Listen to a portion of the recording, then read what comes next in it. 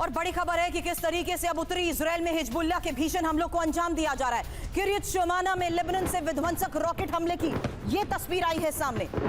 Hezbollah ने रिहायशी इलाकों को टारगेट किया है। रॉकेट स्वॉर्म से बॉर्डर से लगे इलाकों में भारी दहशत की ये तस्वीर देखिए।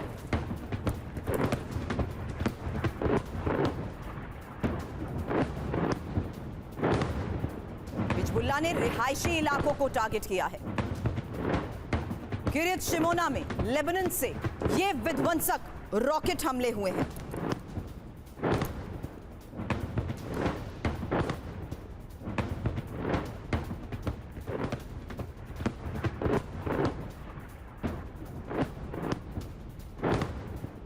रॉकेट स्वॉर्म से बॉर्डर से लगे इलाकों में भारी दहशत की तस्वीर आपने देखी। लेकिन अब एक और सबसे बड़ी खबर है, जहां हिजबुल्लाह ने अब साइप्रस को हमले की दे दी है धमकी और इजराइल की मदद की तो साइप्रस पर हमला। अब इजराइल के लिए एयरपोर्ट खोला तो युद्ध माना जाएगा। इजराइल का एक एक इंच हिजबुल्लाह की जद में है और हिजबुल्लाह चीफ नसरल्लाह ने विध्वंसक चेतावनी में और क्या क्या कहा है, डिटेल इंफॉर्मेशन होगी आपके सामने। और साथ ही अब जानिए कि किस तरीके से साइप्रस पर हमला हिजबुल्लाह करेगा, क्योंकि बड़ी खबर यह आई कि हिजबुल्लाह चीफ नसरल्लाह ने साइप्रस को यह चेतावनी दे दी है, इजराइल की मदद की तो विध्वंसक हमले को अंजाम दिया जाएगा। इजरायली सेना के लिए एयरपोर्ट खोला तो युद्ध माना जाएगा। इजराइल की एक एक इंच जमीन हिजबुल्लाह की जद में और पूर्ण युद्ध की हालत में एडीजीएम मिसाइल और ड्रोन से हमले को देंगे अंजाम। आपको बता दें नसरल्लाह की इस चेतावनी को लेकर वे सुमित, सवाल आपसे, युद्ध का दायरा किस अलग अलग फ्रंट पर यह बढ़ रहा है? और यह तो एक सबसे बड़ा फैक्ट है कि इजराइल के लिए ये एयर स्पेस बहुत ज्यादा जरूरी भी है और इजराइल एयर स्पेस का अगर इस्तेमाल करता है यानी और देश और ज्यादा नियर बाय लोकेशंस उसकी टारगेट पर आएंगे। और हिजबुल्लाह ने तो अब साइप्रस को इसी को देखते हुए बड़ी चेतावनी भी दे दी है। देखिए बिल्कुल, अगर नसरल्लाह ने खासतौर पे हिजबुल्लाह ने जो धमकी दी है, ये सिर्फ धमकी नहीं, इसके पीछे उनकी तैयारियां भी है। कहा जा रहा है कि करीबन 110 से ज़्यादा जो फतेह मिसाइल है वो साइप्रस के एरियाज को टारगेट करते हुए, खासतौर पे 300 किलोमीटर के एरिया को टारगेट करते हुए डिप्लॉय भी कर दी गई। और यही वजह है कि ना सिर्फ इजराइल बल्कि इजराइल की एजेंसीज ने इसका अलर्ट जारी किया, अमेरिका तक को भेजा गया कि देखिए अब इसकी जद में लगातार दूसरे देश भी आ रहे हैं। और यही वजह है कि अमेरिका ने अपने एक एयरक्राफ्ट कैरियर को भी इस इलाके में रवाना किया। अभी महत्वपूर्ण बात यह है कि इजराइल ये चाहता था कि साइप्रस के जो एयर स्पेस है या फिर उसके जो एयर स्ट्रिप्स है उसका इस्तेमाल वो अपने फाइटर एयरक्राफ्ट के लिए करे, ताकि लेबनान के इलाकों के अलग अलग इलाकों में जहां पर हिजबुल्लाह छुपा हुआ है या फिर उसके आर्म्स एंड एम्युनिशन डिपो है उनको टारगेट करने का प्लान था। लेकिन अब इसको लेकर साइप्रस ने भी मना कर दिया है। उसने साफ तौर पर कहा है कि वो अब इसमें इन्वॉल्व नहीं है और खासतौर पर उसने अपने आप को एक न्यूट्रल फेस के तौर पर दिखाने की कोशिश की है आधिकारिक रूप से। लेकिन ये जरूर है कि आने वाले वक्त में अगर ये युद्ध बढ़ेगा और अगर हिजबुल्लाह के ऊपर अटैक किए गए तो निश्चित तौर पर हिजबुल्लाह भी साइप्रस के इस इलाकों को टारगेट करेगा। और ये अब एक नया देखते हुए नजर उस पर हिजबुल्लाह ने भी बनाई हुई है कि आने वाले वक्त में वो क्या कदम उठाते हैं और किस लिहाज से इजराइल की मदद करता है। लेकिन इजराइल से जंग लड़ेंगे ईरान के लड़ाके। एक और बड़ी खबर है, हिजबुल्लाह को ईरान ने दिया है विध्वंसक ऑफर और हिजबुल्लाह को हजारों लड़ाके ईरान भेजेगा। आपको बता दें हिजबुल्लाह कमांडर ने बहुत बड़ा दावा किया है और कहा है कि हमारे पास 1 लाख से ज्यादा लड़ाके हैं। अब इस दावे के तहत सिंह सर आपसे सवाल करूंगी, लेकिन उससे पहले और डिटेल इंफॉर्मेशन जिस तरीके से सामने आ रही है, क्योंकि इजराइल से जंग ईरान के ये लड़ाके लड़ेंगे और हिजबुल्लाह ने ईरान को ये जो विध्वंसक ऑफर दिया है इसी को लेकर एक्सपर्ट से करूंगी सवाल। लेकिन उससे पहले अब टेंशन के बीच ईरान ने कैसे दिखाई महाशक्तिशाली मिसाइल, तस्वीर आपके सामने होगी। पहली बार खुरामशह मिसाइल का वीडियो रिलीज किया गया है और खुरामशह मिसाइल की जद में इजराइल 2000 किलोमीटर तक मार करने में सक्षम है। ये बैलिस्टिक मिसाइल कुछ दिन पहले ही मिसाइल के कामयाब परीक्षण का दावा भी किया गया है। हालांकि इस बारे में और इंफॉर्मेशन आपके सामने रखेंगे, क्योंकि ये बड़ी जंग की तैयारी में क्या ईरान है, एक बड़ा सवाल इस वक्त सामने आ रहा है। क्योंकि महाशक्तिशाली मिसाइल को देखते हुए टेंशन किस तरीके से बढ़ रही है, टेंशन के बीच ईरान ने ये मिसाइल दिखाई है और पहली बार जानिए कैसे खुरामशह के 4 बैलिस्टिक मिसाइल को दिखाया गया है और 1500 किलो वॉरहेड के साथ 2000 किलोमीटर तक हमले को यह अंजाम दे सकती है। खुरामशह 4 मिसाइल की जद में इजराइल तक और हिजबुल्लाह की सेना भी ईरान मजबूत करेगा। हिजबुल्लाह के लिए हजारों लड़ाके भेजने के ऑफर को लेकर जो बड़ी खबर सामने आई है, सिंह सर एक क्विक रिएक्शन इस लिहाज से समझना जरूरी है कि क्या हम ये जो अलग अलग वॉर फ्रंट विस्तार, युद्ध विस्तार की बात करते हैं, क्या सभी अपने अपने स्तर पर अब तैयारी करके बैठे हैं?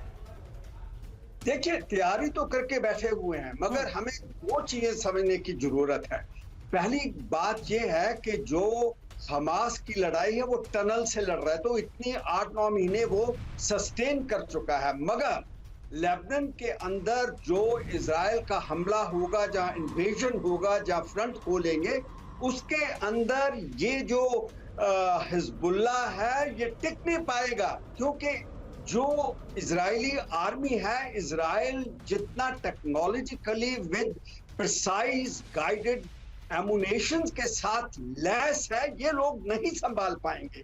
ये रिटोरिक्स ज्यादा करते हैं, धमकियां देते हैं। ईरान की जब तक मुरम्मत नहीं होगी। सर, इजराइल ने हमास के मुकाबले भी क्या यही सोच रखी थी कि उसे लग रहा था कि वो आसानी से खात्मा कर देगा, लेकिन इजराइल को तो हर फ्रंट पर उलझा कर रख दिया है, इसीलिए वो अभी तक हमास का खात्मा अक्टूबर के बाद से नहीं कर पाया। उन्होंने पहले ही कह दिया था, नेतन्याहू ने, उनकी आर्मी चीफ ने कह दिया था कि इसमें हमें ज्यादा टाइम लगेगा, तो ये अंडरग्राउंड वॉरफेयर लड़ रहे हैं, आ जाते, मगर इनके पास तो टनल्स नहीं है, ये तो में आए हुए हैं। तो मैं समझता हूँ ये दोनों फ्रंट्स को हमको दूसरे दोनों अलग अलग नजरिए से देखना चाहिए, और ये भी नहीं हमें भूलना चाहिए कि ये जितना इजराइल अपनी तैयारी करके बैठा हो, और साथ जैसे कि अभी आपके सहयोगी बता रहे थे कि साइप्रस जो मेडिटेरियन सी के अंदर आता है, वहां पे उनका एयरक्राफ्ट कैरियर खड़ा हुआ है 150 फाइटर जेट्स के साथ, वो क्या छोड़ेगा? क्या वो इनका साथ नहीं देगा? तो मैं समझता हूँ कि ये लोग जो हैं ईरान की और हिजबुल्लाह प्रॉक्सीज, ये सभी रिटोरिक्स ज्यादा करते हैं। मैं तो पिछले 10 महीने से रिटोरिक्स सुन रहा हूँ कि हम खत्म कर देंगे इजराइल, एग्जैक्टली मैप कर देंगे। ये क्या बात है?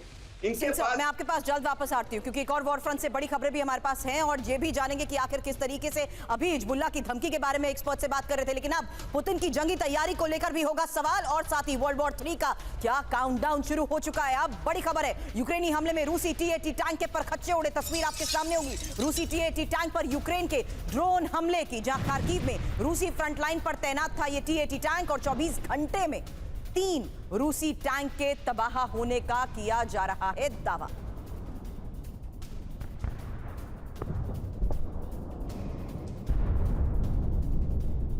चौबीस घंटे में 3 रूसी टैंक को तबाह करने का दावा किया जा रहा है। ये तस्वीरें लगातार जारी कर ये दावे किए जा रहे हैं कि किस तरीके से रूस के टैंक के निशाने पर है, और ये खार्किव में रूसी फ्रंट लाइन पर तैनात T-80 टैंक को तबाह किए जाने की तस्वीर आई है सामने। अब रूस में सैन्य वाहन में धमाके की तस्वीर देखिएगा, विस्फोटक से भरे सैन्य ट्रक पर हुआ ब्लास्ट, जहां धमाके के बाद आग की ऊंची लपटें भी उठती नजर आई। यूक्रेन के ड्रोन हमले की आशंका है।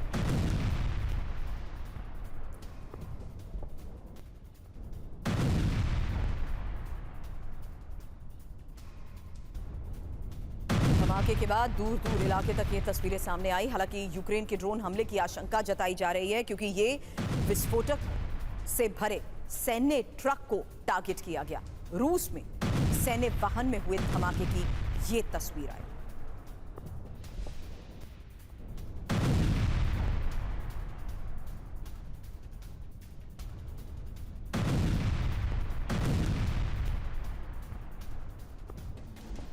दो तस्वीरें एक साथ आपके सामने, जहां देखिए किस तरीके से रूसी टैंक्स को टारगेट किया जा रहा है, और रूस की हर गतिविधि पर नजर बनाते हुए किस तरीके से सैन्य वाहन में धमाका किया गया, किस तरीके से रूसी फ्रंटलाइन पर तैनात T-80 टैंक में ब्लास्ट हुआ, उसकी तस्वीरें आई हैं सामने।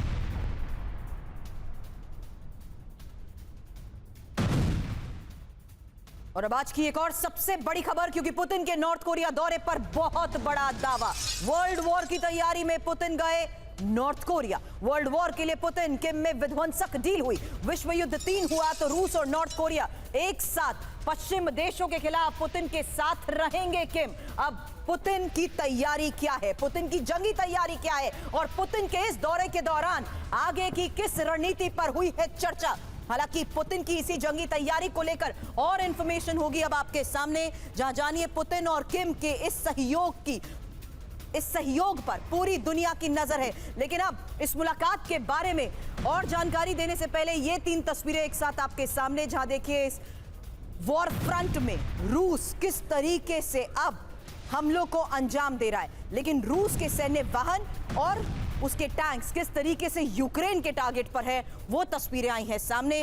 वहीं तीसरी और महत्वपूर्ण बड़ी खबर आपने देखी, जहां वर्ल्ड वॉर की तैयारी में पुतिन और किम की डील को लेकर खबर बड़ी है, क्योंकि किम और पुतिन की मुलाकात विश्व युद्ध का आगाज क्यों कह रहे हैं, क्योंकि पुतिन के नॉर्थ कोरिया दौरे को वर्ल्ड वॉर की तैयारी समझा जा रहा है। रिपोर्ट्स के जरिए किए जा रहे दावे के तहत ये इंफॉर्मेशन, जहां नॉर्थ कोरिया के साथ सैन्य और तकनीकी सहयोग से इनकार नहीं पुतिन की तरफ से कहा गया। पश्चिमी देशों के खिलाफ जंग में रूस का साथ नॉर्थ कोरिया देगा, ये बयान किम का।